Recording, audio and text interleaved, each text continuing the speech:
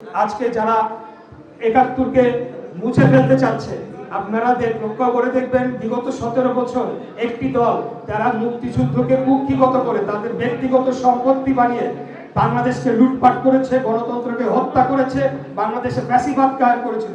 আজকে আরেকটি দল একইভাবে 24-এর জনগণের রক্তাক্ত গণ অভ্যুত্থানকে নিজেদের পকেটস্থ করে সেখান থেকে ফায়দা লোটার চেষ্টা করছে।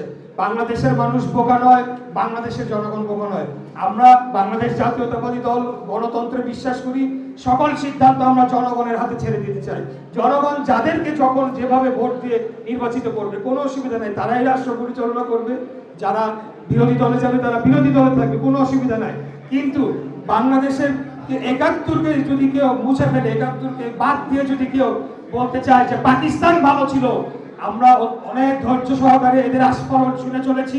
আমি একজন ঢাকার ছেলে, ঢাকার আমি জনগণের সরাসরি ভোটে নির্বাচিত একজন সংসদ সদস্য। আমরা ভেসে আসি নাই, দীর্ঘদিন যাবৎ রাজপথে লড়াই সংগ্রাম করে আজকে আমাদের এই অবস্থানে আমরা এসেছি।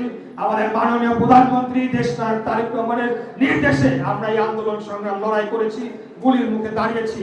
ওনার সম্মান রক্ষার্থে উনিও একজন শুধু মুক্তিযোদ্ধার সন্তান নয়, স্বাধীনতার ঘোষকের সন্তান। আমরা গর্ববোধ করি, মুক্তিযুদ্ধকে আমরা আসলে ওন করি। এই বিপক্ষে যদি কোনো দল বা কোনো ব্যক্তি বা যেই হোক যদি তাদেরকে অসম্মান করার চেষ্টা করে, মুক্তিযোদ্ধাদের অসম্মান চেষ্টা করে, তাহলে প্রয়োজন হলে আরেকবার গণঅভ্যুত্থান হবে।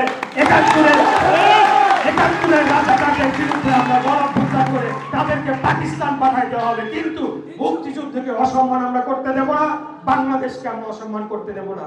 এটা আপনাদের কাছে আমি ওয়াদা প্রতিজ্ঞা করে যাচ্ছি।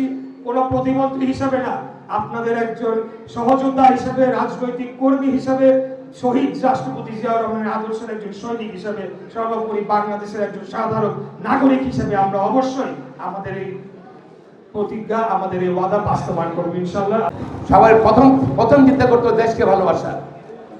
বিদেশি কোনো সাহায্য নিয়ে ক্ষমতা আসলে সেই ক্ষমতা টিকে থাকতে পারে না, এটা বলে।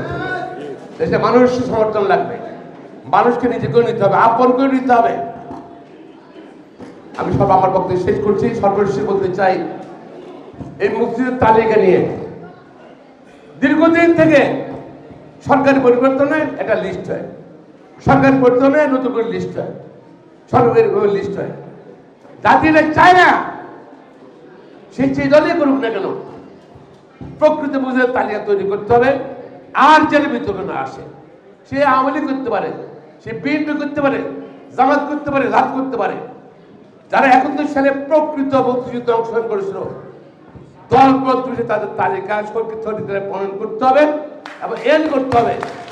এই চাপটা করতে না। আমরা বারবার এই মুক্তিযোদ্ধা, ভুয়া মুক্তিযোদ্ধা এইসব বানিয়ে কিন্তু প্রকৃত মুক্তিযুদ্ধের সম্মানহানি হচ্ছে, সম্মান নষ্ট হচ্ছে। এই জাতির বিরুদ্ধে আর চায় না অপমানিত হতে, অসম্মানিত হতে।